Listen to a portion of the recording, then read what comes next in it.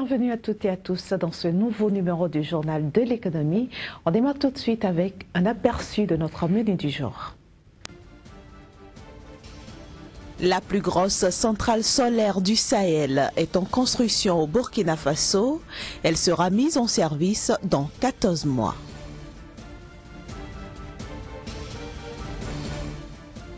Le Conseil national du patronat du Bénin adopte un plan d'orientation stratégique de développement 2017-2021.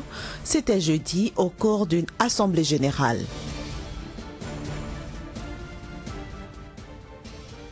Enfin, au Mozambique, l'économie est au ralenti depuis la reprise des attaques armées de l'opposition.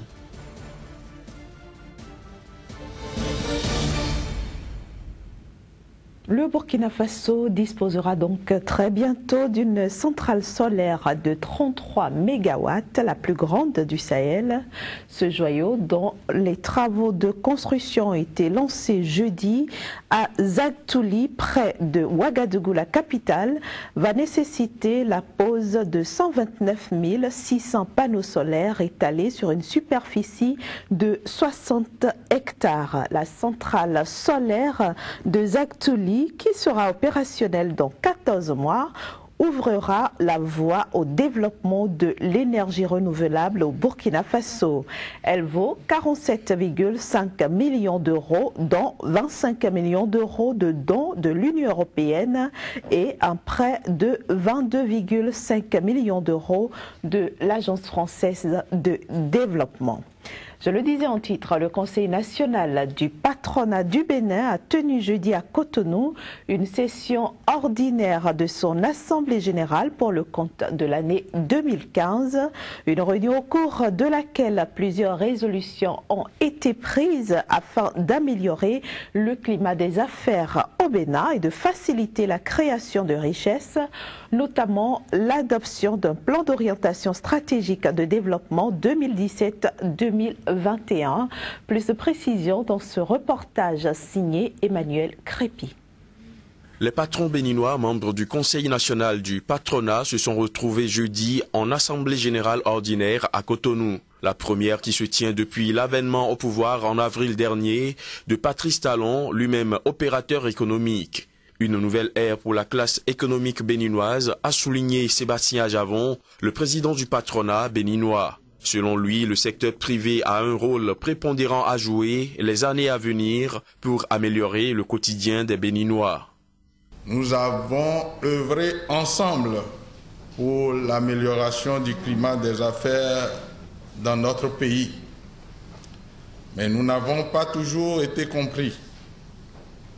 Le moment est donc venu pour qu'ensemble, quelles que soient les structures dans lesquelles ils se retrouvent, nous puissions bâtir un Bénin économiquement fort.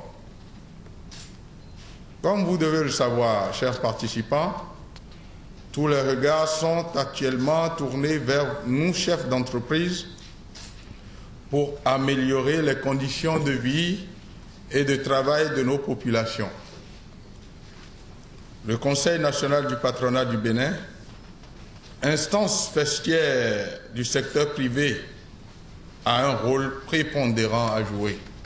L'édition 2016 de cette rencontre annuelle a permis au patronat béninois d'adopter un plan d'orientation stratégique 2017-2021. Un deuxième du genre, après l'exécution entre 2007 et 2012 d'un premier plan d'orientation stratégique. C'est le cahier des charges qui va sous-tendre les différentes actions que nous avons l'intention de mener pour faire en sorte que le secteur privé soit vraiment le secteur créateur de richesses et créateur d'emplois. Vous savez, aujourd'hui, le chômage n'est pas une fatalité, la pauvreté n'est pas une fatalité et il faut que le patronat, c'est-à-dire l'ensemble des entrepreneurs, jouent leur rôle de façon à ce que la plupart de nos enfants, la plupart de nos concitoyens puissent véritablement trouver un emploi, trouver une activité génératrice de revenus et leur permettre vraiment de s'épanouir dans la société. Cette session ordinaire de l'Assemblée générale du Conseil national du patronat du Bénin était également une occasion pour appeler ses membres à une forte réactivité autour des objectifs de l'institution. Depuis la reprise des attaques armées de l'opposition en février 2016 au Mozambique, les camions de convoyage de marchandises se font escorter par un convoi militaire sur la principale route du pays. Cette mesure vise notamment à sécuriser les personnes et les biens, ce qui n'est pas sans conséquence sur l'économie du pays. Des heures d'attente pour parcourir une centaine de kilomètres. Dans le centre du Mozambique, autocars, camions et voitures doivent être escortés par l'armée sur la Nationale 1, le principal axe nord-sud du pays. En cause, les affrontements qui ont repris entre l'armée et la Renamo, le parti de la rébellion pendant la guerre civile. Résultat, l'économie mozambicaine est au bord de la paralysie. Cette situation est stressante, rien ne va avec ce voyage. Avant cette situation militaire, on pouvait faire le voyage en un seul jour. On partait à 4 h du matin et on arrivait vers 23 h ou le lendemain très tôt. Il faut désormais 3 ou 4 jours pour relier la capitale Maputo à Nampula, 2000 km au nord. L'armée a mis en place ses convois militaires en février sur 2 portions de 100 km lorsque la Renamo s'est mise à attaquer les véhicules qu'elle soupçonne de transporter des militaires ou des armes. En quelques mois, plusieurs civils sont morts et des dizaines ont été blessés. Cet autocar a été attaqué il y a quelques semaines. Nous avons dépassé les forces armées. 500 mètres plus loin sont apparus des hommes de la Renamo. Ils ont tiré. Ils étaient dans la brousse. Ils sont sortis et ont tiré vers moi, le conducteur. Grâce à Dieu, cette fois-là, ils ne m'ont pas atteint et je suis toujours là. L'accompagnement de l'armée ne suffit pas à rassurer les voyageurs et l'économie locale tourne au ralenti. Ce transporteur peut perdre jusqu'à 40% de ses poulets les jours de forte chaleur. Vous savez, je vais vous dire, nous avons beaucoup de pertes car nous sommes très retardés. Par exemple, moi, je transporte des poulets vivants. Et s'ils restent ici longtemps, ils vont mourir à cause de la température, vous voyez. Le pourrissement des denrées alimentaires et le coût du transport se répercutent déjà sur le prix des aliments. Le pays est paralysé. Une personne qui attrape une thrombose, un AVC, a une partie du corps qui ne fonctionne pas, parfois jusqu'à ce qu'il meure. Et c'est ce qui se passe avec le Mozambique. Nous avons eu un AVC, une partie du pays ne fonctionne plus. Nous sommes dans une situation chaotique. Fin mai, le gouvernement et la Renamo se sont mis d'accord pour rouvrir des négociations de paix, mais depuis les attaques se sont intensifiées. Même les trains de marchandises sont pris pour cible, ce qui pourrait effrayer les investisseurs. Malgré 7% de croissance, le Mozambique fait partie des 10 pays les plus pauvres au monde et cette crise politico-militaire risque de retarder fortement son développement. Place maintenant à la bourse. Nous allons faire le point de l'actualité à la bourse régionale des valeurs mobilières et c'est juste après la transition.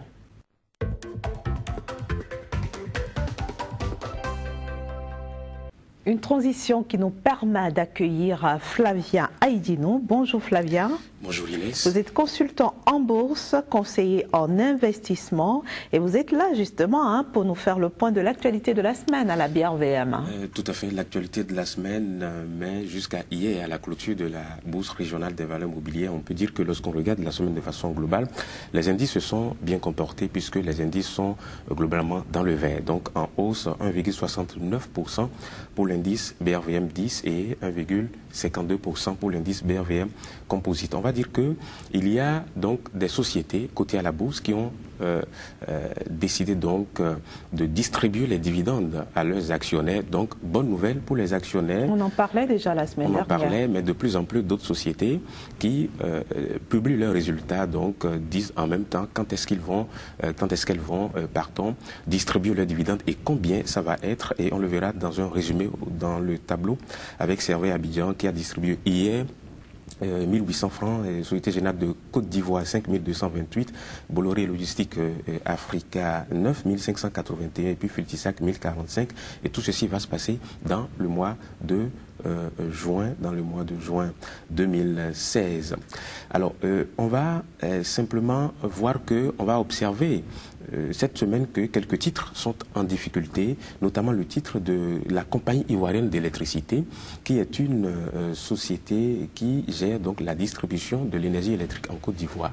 Et ce titre a commencé donc avec une certaine baisse qui se justifie par deux éléments. Premier élément, c'est que l'annonce des résultats de l'exercice 2015 de cette société montre que le résultat net a baissé par rapport à l'année dernière. Et deuxième événement, c'est que l'État ivoirien a décidé donc de le retrait du monopole à la compagnie ivoirienne d'électricité, ce qui a désormais permis aux différents investisseurs d'anticiper, et donc le titre a connu une certaine baisse au cours de cette semaine. Et aussi, nous avons beaucoup parlé du titre de Vivo Énergie les deux derniers vendredis, mais contre toute attente, ce titre a commencé une certaine chute, une chute de près de 15% jusqu'à hier, cette semaine, ce qui s'explique en fait par une opération qui a été annoncée sur le titre qu'on appelle le split d'action, qui est une sorte de fractionnement de l'action. Et donc, beaucoup d'investisseurs sont en train d'observer comment le titre va se comporter, ce qui explique un peu et en partie cet état de choses. Qu'en est-il, Flavien, de l'action BOA Mali, qui a été cotée il y a quelques jours seulement? Ça fait pas un mois. Alors, cette action continue une croissance soutenue depuis son entrée en bourse le 30 mai dernier. Et chaque jour, cette action fait 7,5% de hausse par jour. Et aujourd'hui, cette action a commencé à 22 500 et est à 57 560, ce qui fait une croissance de 155,80%. Dites-moi, quel business on peut faire en fait et avoir ce résultat de 157% en moins de 7 mois? Ça n'existe pas. Et donc, ce dont nous parlons de la bourse, elle est tangible et on peut gagner. Et alors, on va se demander qu'est-ce qui va se passer maintenant? Que faut-il faire? Ceux qui détiennent ce titre, qu'est-ce qu'ils doivent faire? Alors, il faut faire très attention parce que le titre va poursuivre sa progression, arriver à un moment donné, va commencer donc à redescendre. Alors, il faut choisir le bon moment pour vendre, pour pouvoir bénéficier donc de la plus-value, pour ne pas se laisser, on va dire, dans cette euphorie de croissance de ce titre-là. Alors, vous voulez dire que ceux qui sont actuellement intéressés par cette action-là doivent s'abstenir de l'acheter?